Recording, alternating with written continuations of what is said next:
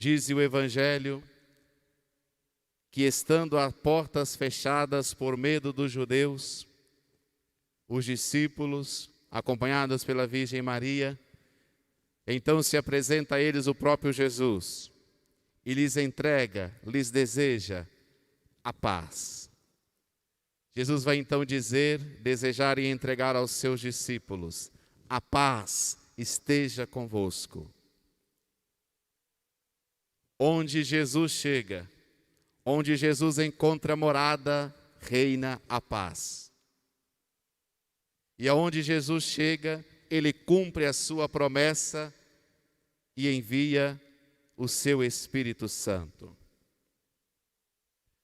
Domingo passado nós celebrávamos a ascensão do Senhor. Jesus que volta ao Pai para ocupar o seu lugar de onde ele saiu, o seu lugar à direita do Pai.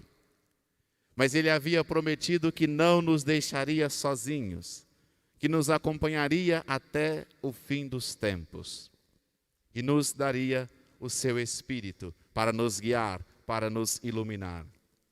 E esta promessa feita realizou-se naquela noite no cenáculo e realiza-se na nossa vida, no batismo, na crisma, quando nós recebemos sacramentalmente o Espírito Santo de Deus.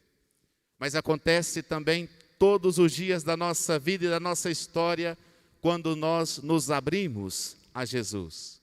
Quando nós permitimos que Jesus, que o seu Espírito nos ilumine, nos abençoe e nos mostre o verdadeiro caminho a seguir.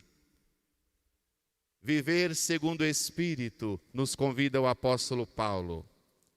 Muitas vezes nós queremos alcançar as graças e bênçãos de Deus, graças e bênçãos dos céus, mas nós insistimos em caminhar nos caminhos errados.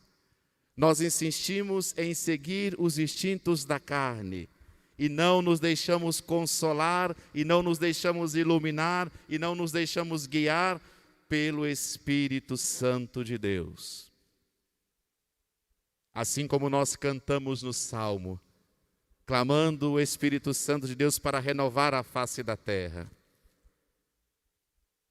Nós queremos clamar nesta noite o Espírito Santo de Deus, que Ele renove esse momento difícil que nós vivemos, nesta pandemia.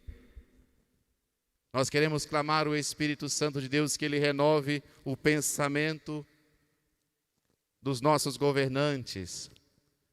Mas principalmente nós devemos clamar o Espírito Santo de Deus para que Ele mude e que Ele transforme e renove a nossa vida, a minha vida. Eu preciso ser uma pessoa melhor. Celebrar a solenidade de Pentecostes, festa do Divino Espírito Santo, é dizer ao Senhor: renova a minha vida, renova a minha história. Faz de mim um instrumento do seu amor. Meus irmãos e minhas irmãs, ser cristão, católico, da porta da igreja para dentro é muito fácil. Aqui todo mundo crê em Deus. Aqui todo mundo tem um carinho por Nossa Senhora. Aqui todo mundo deseja que a sua vida e sua história seja guiada e iluminada pelo Espírito Santo de Deus. Ou pelo menos deveria. Mas é da porta da igreja para fora, é no mundo que o Senhor nos envia a ser suas testemunhas. A começar muitas vezes por nossa própria família.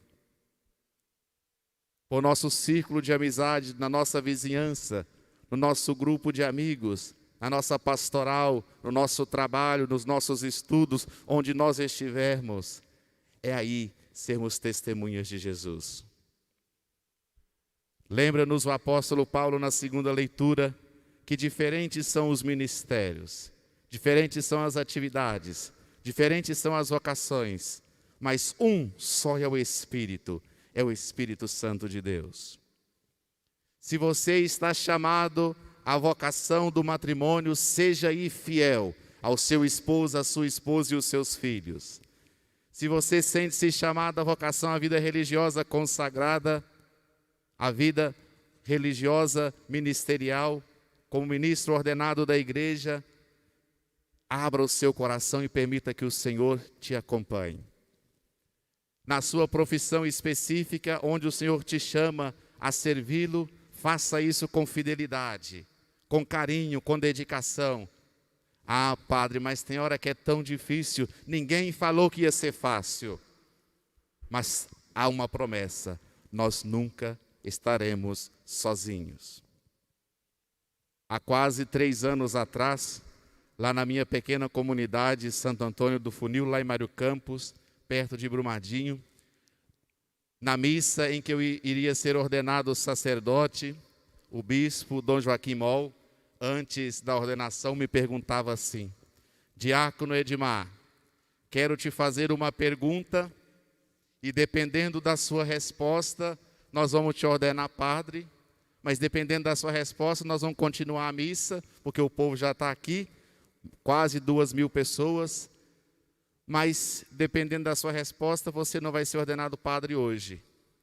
E o meu coração gelou na hora, né? Eu falei assim, e agora? Ele me fez a seguinte pergunta: Edmar, você tem capacidade para ser padre, para ser pastor da Igreja de Cristo? E o irmão Jorge estava do meu lado com o ritual e eu fazia assim para ele: vem para perto de mim. E o bispo lá de cima olhou e falou assim: não está escrito no livro não, está escrito no seu coração. Eu falei: misericórdia, e agora? E eu pensava, ele dizia: fica de pé e responde, você tem capacidade para ser padre? E eu respondia a ele desta forma: Dom Joaquim, por mim mesmo eu não tenho capacidade, mas o Espírito Santo de Deus me capacita. Porque quando o Espírito Santo de Deus entra na nossa vida e na nossa história, não falta nada. Se nós permitirmos que o Senhor nos guie e ilumine a nossa estrada, mesmo com as nossas fragilidades, mesmo com as nossas fraquezas, Ele transforma a nossa vida e a nossa história. Meu irmão, minha irmã, no seu matrimônio, nos seus estudos, nas suas amizades, nos seus relacionamentos, nos seus projetos de vida, coloque sempre Deus em primeiro lugar. Peça ao Espírito Santo de Deus o discernimento para que você tome as corretas decisões, para que as suas ações, para que os seus desejos sejam sempre inspirados pelo Espírito Santo do Senhor. E aí nós vamos sentir, nós vamos viver na paz do Senhor.